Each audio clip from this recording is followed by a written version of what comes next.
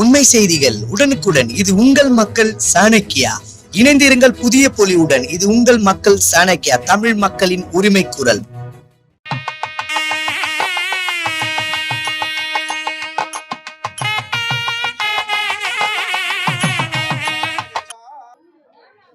வணக்கம். இது உங்கள் மக்கள் சாணக்கியா செய்திகள்.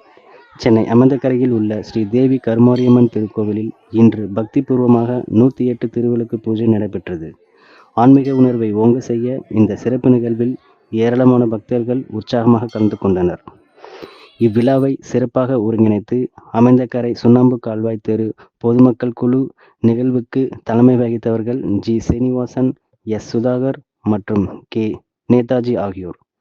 சிறப்பு அழைப்பாளர்களாக திரு M Senthilkumar, R Muthukumar, E Senthilkumar, A Murugan, V Karthik, M Ravichandran, P K R Sivakumar மற்றும் திருமதி டி ரேணுகா ஆகியோர் விழாவில் கலந்து கொண்டு வாழ்த்துக்களை தெரிவித்தனர்.